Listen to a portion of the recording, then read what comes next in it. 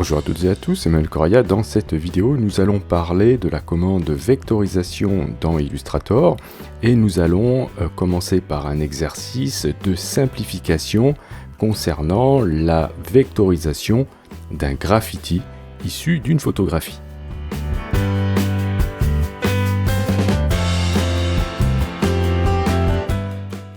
Je vais partir avec un document de type A4, donc vous pouvez faire fichier nouveau bien sûr, et vous allez dans Impression, vous choisissez le A4 et vous mettez l'orientation ici, paysage. Je vais choisir le mode colorimétrique dans les options avancées, RVB plutôt que sur magenta, jaune et noir. Je vais cliquer sur Créer pour créer mon document. Je vais ensuite aller importer l'image de référence que nous allons vectoriser. Je vais aller dans le menu fichier, importer, je vais choisir ce fichier là, cliquer sur importer, je ne le lis pas, c'est pas la peine. Je fais un cliquer glisser pour le poser. Voilà, je vais même le faire un peu plus petit, vous allez voir tout à l'heure pourquoi. Et le voici arrivé dans mon document. Alors ici, ce document, bien sûr je vous mettrai le lien dans la description, a déjà été préparé dans Photoshop.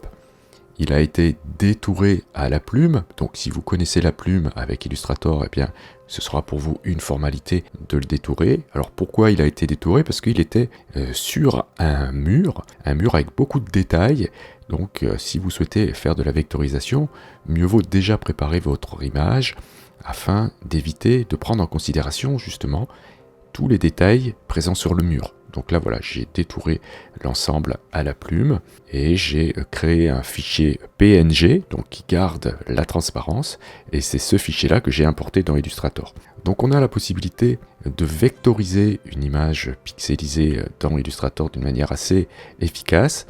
Mais justement, ce qu'on va voir aujourd'hui, c'est que il ne faut pas considérer cette commande comme étant une commande miraculeuse qui va vous épargner du travail. Car ici, si je souhaite faire ce graffiti d'une manière vectorielle, avec la vectorisation, vous allez voir qu'on va devoir quand même avoir un petit peu de travail, car au final, c'est un faux ami, la vectorisation, surtout en couleur. Donc ici, on va essayer de refaire exactement la même chose, mais du coup, allégé avec des vecteurs. Et je vais déjà préparer ma palette de couleurs. J'ai besoin d'ici de 4 couleurs, donc j'ai du noir, du jaune, et j'ai une espèce de bleu ici, et un gris. Donc voilà, 4 couleurs ici, ça nous suffira. Donc je vais aller chercher dans le menu fenêtre mon panneau nuancier. Je vais le vider ici, parce que j'ai beaucoup trop de couleurs par défaut. Donc je vais dans le menu du panneau nuancier, et je vais aller choisir ici de sélectionner les nuances qui ne sont pas utilisées. Donc ça sélectionne tout forcément, puisque je n'ai actuellement aucun document avec de la couleur. Je clique sur la poubelle pour tout supprimer. Voilà, quand je fais ça, je me retrouve uniquement avec les couleurs de base, c'est-à-dire le noir et le blanc, la couleur de repérage et la couleur sang, bien sûr. On m'a déjà posé la question, quand je fais ça dans des exercices, comment faire du coup pour récupérer les couleurs de base si on le souhaite? Vous cliquez ici sur la petite icône bibliothèque en bas à gauche, et vous allez retrouver là-dedans les nuanciers par défaut, d'accord? Vous trouverez des nuanciers RVB de base, si vous souhaitez, ou ceux qui sont plutôt sur magenta, jaune et noir dans Impression. Donc voilà, c'est là que vous allez pouvoir les retrouver si vous avez besoin de retrouver les couleurs de base. Donc ce que je vais faire là, c'est prendre la pipette ici, et je vais cliquer ici sur le jaune. On dira que le noir c'est du noir, donc on l'a déjà. Donc je clique ici sur le jaune, et ensuite je clique sur le petit plus ici à côté de la poubelle pour ajouter la nouvelle nuance. Alors je vais laisser cocher ici la couleur globale, ça pourra nous être utile tout à l'heure si on souhaite changer rapidement les couleurs. Donc je vais valider avec OK, et je vais poursuivre avec le gris, voilà, et ensuite avec le bleu, comme ceci. Ok, donc je me retrouve avec mes 4 couleurs qui sont prêtes à être utilisées par la suite. Alors vous allez me dire pourquoi on a besoin de couleurs si on vectorise? C'est parce qu'on ne va pas vectoriser en couleur justement, et je vais vous en faire la démonstration tout de suite. Alors la commande vectorisation de l'image, si vous avez la barre de contrôle, elle va s'afficher ici. Si vous n'avez pas la barre de contrôle, c'est certainement parce que vous avez une version récente d'Illustrator. C'est le cas pour moi, mais vous pouvez aller chercher cette barre dans le menu fenêtre et cocher contrôle. Vous aurez cette barre. Sinon, vous allez retrouver aussi la commande vectorisation de l'image dans le panneau propriété. Ok, donc ici, vectorisation d'image, attention, il faut que votre image soit sélectionnée, hein, sinon vous ne verrez pas cette commande. Ou bien vous allez dans le menu Objet et vous allez trouver vectorisation d'image ici. Donc il suffira de cliquer sur Créer. Alors il y aura des petites différences en fonction de là où vous allez cliquer. Je vous montre depuis la barre de contrôle, si vous regardez ici, vous avez une petite flèche et vous allez pouvoir trouver ici des paramètres prédéfinis de vectorisation. D'accord, donc vous pourrez voir photo haute fidélité, basse fidélité, etc., etc. Si vous cliquez ici, eh bien vous allez retrouver la liste que je vous ai montré tout à l'heure depuis la barre de contrôle. On va la retrouver ici. Donc là, vous serez obligé de choisir un paramètre par défaut si vous utilisez la commande depuis le panneau propriété. D'accord? Ce qui ne sera pas le cas ici. Si vous cliquez directement là, vous aurez automatiquement un paramètre prédéfini par défaut qui va se mettre en route. Ce sera la même chose si vous passez par le menu Objet, Vectorisation d'image, Créer. Vous aurez un paramètre par défaut qui va se mettre en route et ce sera l'image en noir et blanc. On va tout de suite essayer de faire la chose la plus fidèle possible. Admettons que voilà, on n'a pas envie de s'embêter, on veut tout de suite qu'Illustrator fasse le boulot pour nous. Donc on va aller choisir, peu importe depuis la barre de contrôle ou depuis le panneau propriété, eh bien le paramètre photo haute fidélité. On peut se dire voilà, on veut le maximum de réalisme pour notre vectorisation. Et du coup, c'est ce paramètre-là qui peut être le bon. Donc je vais essayer, je vais vous montrer. Donc je clique dessus. Vous allez voir que ça va être un petit peu long. Illustrator va essayer de coller au plus juste à l'image de référence pour créer ces vecteurs. Donc voilà, la vectorisation est terminée. Vous voyez que le résultat est plutôt sympa. Et si je zoome dans l'image, voilà, je vais me retrouver avec plein de tracés en pagaille dans mon image. Donc je vais reculer un petit peu et on va essayer de voir les paramètres de vectorisation. Ce qu'il faut savoir, c'est que lorsque vous faites une vectorisation, celle-ci est dynamique dans un premier temps, c'est-à-dire que vous allez pouvoir revenir sur les paramètres, corriger si besoin, avant de vraiment créer vos vecteurs. Alors, où est-ce qu'on peut avoir accès à ces paramètres, justement? Eh bien, depuis la barre de contrôle, vous avez ici cette icône-là qui vous permettra d'ouvrir le panneau de vectorisation de l'image. Vous retrouverez la même icône ici dans le panneau propriété. Ou sinon, bien sûr, puisque c'est un panneau, comme tous les panneaux, vous les trouvez dans le menu fenêtre et vous allez trouver ici vectorisation d'image. Donc c'est pareil, on va retrouver ici des paramètres pour la vectorisation, c'est-à-dire qu'on peut dire qu'on souhaite une vectorisation avec une couleur automatique, photo couleur intense, couleur peu intense, niveau de gris, noir et blanc ou tout simplement contour. Sinon vous allez retrouver les paramètres prédéfinis ici, donc ce sera la même liste que nous avons vue tout à l'heure, et voyez que nous on a choisi ici photo haute fidélité. En dessous vous allez pouvoir afficher soit le résultat de la vectorisation, c'est le cas ici, sinon vous pourrez dire que vous voulez juste le résultat de vectorisation avec contour, uniquement les contours, etc. Bien, si vous cliquez sur l'œil ici, vous allez voir l'image de référence, l'image source. D'accord, donc on voit qu'ici, il a très bien travaillé, il a fait un bon boulot. Là, vous pouvez voir que vous êtes avec le mode couleur, sinon vous pouvez choisir niveau de gris ou noir et blanc. Et là, vous avez le nombre de couleurs. Donc là, vous avez un curseur, et attention, avant de jouer avec les paramètres, sachez que dès que vous allez modifier un paramètre, Illustrator va recalculer la vectorisation. Donc vous avez vu là, ça a pris pas mal de temps, donc je vous conseille de décocher aperçu pour l'instant et on verra tout à l'heure quand le remettre. Le nombre de couleurs total est affiché ici. Donc vous voyez ici, je me retrouve avec 5044 couleurs et en termes de tracés, j'ai plus de 10 000 tracés. J'ai plus de 100 000 points d'ancrage. Donc ça devient déjà très compliqué à gérer un objet vectoriel comme cela. Donc c'est juste pour vous dire que en fait ici, vectoriser de cette manière-là, la manière la plus fidèle possible, ça semble correct. D'ailleurs le résultat nous paraît bon, hein. Vous voyez que quand je vois l'image source et le résultat, ça a l'air super chouette. Sauf que si je zoome, je me retrouve avec énormément de tracés.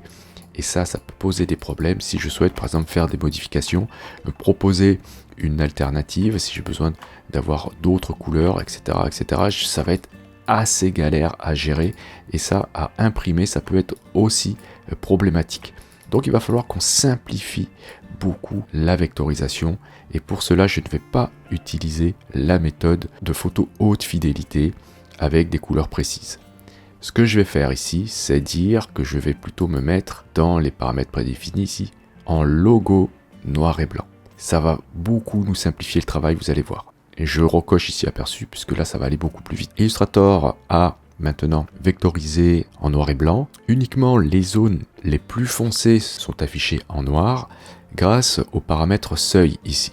Ce paramètre va de 0 à 255 et il va falloir comprendre la chose ainsi. Toutes les valeurs de luminosité inférieures au chiffre indiqué ici deviendront noires. Et si vous mettez le curseur tout à fait à droite, donc à 255, eh bien vous aurez un résultat qui sera tout noir. Et plus vous allez descendre le curseur, vous aurez que les tons foncés qui seront noirs. Donc ici, le but, vous l'aurez compris, ça va être de trouver le meilleur compromis pour avoir l'ensemble de nos contours, afin de pouvoir ensuite eh bien, remplir les fonds en couleur, et ce sera terminé. Donc là, je vais essayer de trouver le meilleur compromis pour avoir toutes les lettres d'abord bien pleine, pour m'éviter ensuite de faire un nettoyage trop long à faire. Je vais aller jusqu'à, je pense que 170, ça me permettra de boucher tous les trous du contour. Donc là, c'est OK. Par contre, la couronne, elle, reste toute remplie, mais c'est pas très grave pour l'instant. Pourquoi c'est pas grave? Parce que tant que notre vectorisation n'a pas été décomposée, elle est dynamique. C'est-à-dire que je vais pouvoir faire une copie de cet objet et ensuite me concentrer sur la couronne. Ensuite, je ferai un assemblage. Si vous regardez au niveau des tracés, on n'a que 59 tracés, on n'a que 2 couleurs évidemment, et on n'a que 1426 points d'ancrage. Donc c'est infiniment moins gourmand que ce qu'on a fait tout à l'heure. Si je clique sur avancer, ici vous avez 3 paramètres intéressants, tracé, angle et bruit. Le paramètre tracé va ajuster le tracé au contour. Plus il sera élevé et plus le tracé sera ajusté au contour, donc c'est à vous de voir, mais attention, lorsque vous augmentez cette valeur, vous allez vous retrouver avec beaucoup plus de points d'ancrage, c'est tout à fait logique. Donc ici, vu que j'ai pas besoin d'être hyper précis, je peux le remettre à 50%. En dessous, vous avez le paramètre angle. Lorsque vous allez augmenter la valeur, vous allez vous retrouver avec davantage d'angles, donc un tracé moins courbe. Ici, c'est pas très important de modifier ce paramètre. En dessous, le paramètre bruit est en fait un paramètre qui veut régler le bruit. Lorsqu'il est très faible, eh bien vous n'avez pas de réduction de bruit et dans ce cas, vous allez voir apparaître toutes les petites imperfections de votre image dans votre vectorisation. Si vous souhaitez un petit peu lisser le résultat, vous augmentez cette valeur. Ensuite aussi, vous avez 2 modes différents. Soit vous découpez vos formes pour l'assemblage, soit alors vous les faites se chevaucher. Ici, comme c'est assez simple, on va choisir ici de le laisser par défaut recouvrement. Par contre, il y a quelque chose d'hyper important qu'on va cocher, c'est ignorer le blanc. Comme ça, tout le blanc qu'il y a dans cette image-là sera transparent et il n'existera pas. Donc ça sera beaucoup plus simple. Ce qu'on va faire maintenant, puisque la couronne ici est toute noire, il va falloir dupliquer cette image. Donc j'appuie sur Alt avec l'outil de sélection, je déplace, je lâche le clic avant le Alt et je me retrouve avec une copie.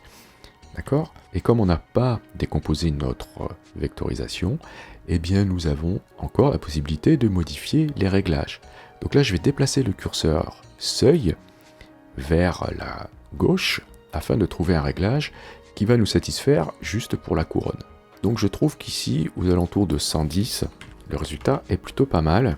Vous voyez, si je zoome, voilà. Donc là j'ai encore des petits problèmes, mais c'est pas très grave.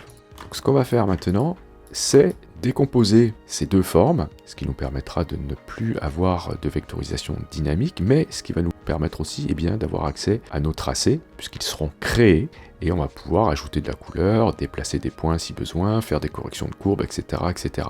Donc comment on fait ça? Eh bien je vais fermer ici mon panneau vectorisation de l'image, et vous avez, alors soit dans le panneau propriété, soit depuis la barre de contrôle, le paramètre ici décomposer. Donc décomposer ici ou là. Cet élément est déjà sélectionné, je vais cliquer sur décomposer. Maintenant, mes tracés sont vraiment créés. Je vais pouvoir agir sur eux. Je vais faire la même chose avec le calque du haut, donc je clique dessus et je vais choisir ici décomposer. Et bien maintenant, je vais faire mon assemblage. Je vais supprimer la couronne ici noire et la remplacer par celle-ci. Alors comment faire pour supprimer la couronne? Eh bien tout simplement, je vais zoomer un petit peu, eh bien je sélectionne cet élément, je prends la gomme ici, l'outil gomme, et grâce à ça, je vais pouvoir, regardez, hop, gommer ce que je ne souhaite pas garder, comme ceci, voilà. Alors pour changer la taille de la gomme, si vous voulez, vous pouvez double-cliquer sur l'outil, et vous avez la taille ici que vous allez pouvoir modifier, comme ceci. Donc là, je vais supprimer comme cela. Je vais aussi supprimer, voilà, cette partie-là, ça ne sert à rien de la garder, puisque la base de la couronne a aussi cette zone. Donc voilà, j'enlève tout ça, et je vais ensuite m'attaquer à l'autre calque ici, pour supprimer toutes les lettres. Donc je vais à nouveau sélectionner cet élément, je clique dessus avec l'outil de sélection, je prends la gomme, et petite astuce avec la gomme, si vous appuyez sur Alt, vous allez pouvoir faire un rectangle d'une zone comme ça que vous souhaitez effacer. Voilà, donc ça va très vite. Hop. Et ensuite le reste, je l'effacerai en dessinant avec la gomme. Voilà. Donc là, j'ai supprimé le texte que je ne souhaitais pas garder pour la couronne. Et il ne me restera plus qu'à déplacer celle-ci et la mettre en haut, comme cela. Bien, ensuite, on pourra corriger tout ça, bien sûr. Ici, il y a des petits problèmes d'ajustement, donc on va la placer correctement comme cela. Voilà, et c'est ici qu'il faudra corriger. Bien, pour l'instant, c'est pas grave. Comment faire pour ensuite améliorer tout ce qu'on voit ici? Eh bien, vous pourrez continuer à travailler avec la gomme. Voilà, donc avec la gomme, c'est pas la peine de sélectionner des objets pour gommer, mais par contre, faites attention, quand rien n'est sélectionné, la gomme efface tout, hein, sauf les calques qui sont évidemment verrouillés. Donc là, je peux poursuivre mon nettoyage en faisant doucement, comme ceci. Et si je souhaite améliorer un petit peu ici le lissage de mon tracé, là, cette fois-ci, je vais devoir prendre l'outil de sélection, cliquer sur mon tracé et prendre l'outil arrondi que vous allez trouver dans le même groupe que l'outil Shaper. Alors vérifiez que vous avez la barre des outils complète. Pour cela, vous allez dans le menu Fenêtre, vous avez barre d'outils, choisissez Avancer. Comme ça, vous aurez tous les outils. D'accord? Donc cet outil-là, l'outil arrondi, vous permettra, lorsque votre tracé est sélectionné, eh bien vous voyez, j'ai plein de points d'ancrage. Si je passe dessus, pas besoin d'être très précis, mais juste au-dessus comme ceci, voilà. Je vais pouvoir refaire les arrondis et simplifier le tracé. Donc n'hésitez pas à passer plusieurs fois dessus de cette manière-là. Donc là, je pourrais aussi essayer de tout nettoyer. Donc, je ne vais pas vous le faire ici car ça serait un peu long. Mais voilà, si vous souhaitez affiner, arrondir un peu ici votre tracé, vous pourrez procéder de cette manière-là. Ensuite, ici, comment faire pour boucher cette zone? Eh bien, je peux prendre ici l'outil forme de tâche, bien vérifier qu'on peint en noir, double-cliquer sur l'outil et changer la taille. Ici, je vais mettre une taille de 3 points, ça ira très bien. Par contre, il faut faire attention avec cet outil-là, c'est que il va fusionner les formes qui sont au même niveau. Donc ici, on ne risque pas de fusionner avec la couronne parce qu'elle est dans un groupe. Je vais vous montrer dans le panneau calque, je vais faire F7. Et vous avez deux groupes. Vous avez le groupe de la couronne et vous avez le groupe du texte. Bien, alors ce que je vais faire, c'est que je vais verrouiller le groupe de la couronne. Pourquoi? Parce que avec l'outil forme de tâche, j'ai peur que ça prenne en compte aussi la couronne. Et rappelez-vous, dans l'image d'origine, la couronne a un contour noir, alors que nous, on a un lettrage bleu. Si je souhaite différencier les deux, eh bien, autant que les deux soient séparés dans des groupes, ça sera beaucoup plus simple. Donc, je sélectionne bien ce groupe-là, et là, je vais pouvoir boucher avec l'outil forme de tâche de cette manière-là. Donc, encore une fois, avec une tablette et un stylet, ça sera beaucoup plus facile de le faire, puisque vous allez pouvoir gérer la taille de votre outil. Ok. Donc ensuite, si vous avez besoin, vous pouvez simplifier avec l'outil arrondi, comme ceci. Ok, donc maintenant, on va remplir le tout avec de la couleur. D'abord, on peut remplir tout ce qui est en noir ici, en ce qui concerne le lettrage, eh bien, avec la couleur bleue qu'on avait préparée. D'accord? Donc ici, je sélectionne mes lettres. Je vais aller choisir dans la barre de contrôle ici ou depuis le panneau propriété, c'est toujours la même histoire, en fonction de votre préférence. Eh bien, je vais aller choisir ici la couleur pour le fond bleu. Ok. Pour la couronne, je vais laisser comme ça, puisque c'est du noir qu'on a choisi. Mais par contre, comment on va remplir l'intérieur, puisque normalement, vu qu'on a ignoré le blanc, on n'a pas les formes qui ont été créées, eh bien, on va utiliser pour cela l'outil concepteur de forme. Je vais sélectionner mes deux groupes, avec l'outil de sélection, comme ceci. Alors, ma couronne est verrouillée, donc je vais la déverrouiller. Je retourne dans mon panneau calque, je déverrouille la couronne. Je sélectionne les deux groupes. Je vais double-cliquer sur l'outil concepteur de forme. Alors je vous rappelle où il est, l'outil concepteur de forme, il est là. Sinon c'est majuscule plus M. Je double-clique sur l'outil. Je vais peut-être faire une détection de l'espace petite, on ne sait jamais. Je vous rappelle que l'outil concepteur de forme va pouvoir créer des formes pour vous et même ajouter de la couleur dans les formes qu'il va créer. Et pour cela, j'ai besoin de dire ici que je vais sélectionner une couleur à partir du nuancier et que je vais utiliser le curseur d'aperçu de la nuance. Ça sera très pratique. D'accord? Donc je coche cette option, je valide avec OK. Et maintenant, vous voyez, je me retrouve avec mon curseur qui a 3 couleurs. Alors si ce n'est pas le cas pour vous, allez chercher le panneau nuancier, donc dans le menu fenêtre nuancier, et vous cliquez sur une couleur et vous aurez ensuite les 3 curseurs. Je vais du coup choisir la couleur jaune pour l'intérieur de ma couronne, ici.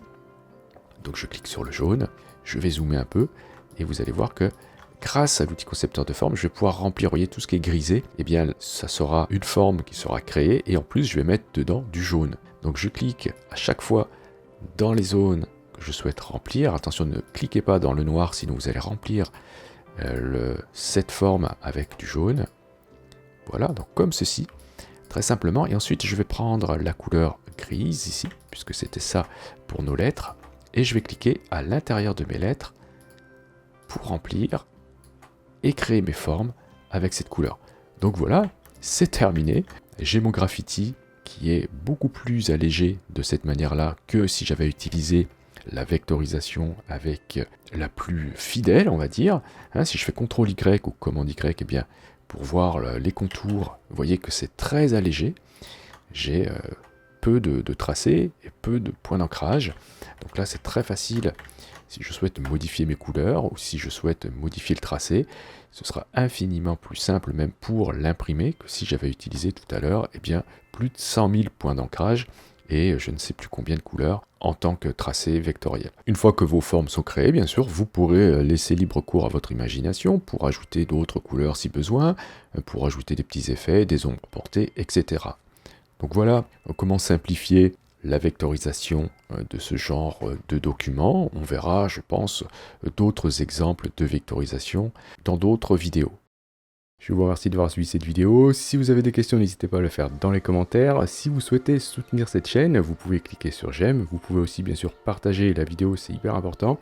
Si vous souhaitez aller plus loin, vous pouvez cliquer sur le lien Utip présent dans la description de cette vidéo. Et je remercie tous ceux qui ont déjà participé de cette manière-là. Si vous n'êtes pas encore abonné, vous pouvez cliquer sur abonnez-vous. N'oubliez pas la petite clochette pour être averti des prochains cours ou des prochains tutos. Et justement, on se dit à la prochaine pour un autre cours ou pour un autre tuto.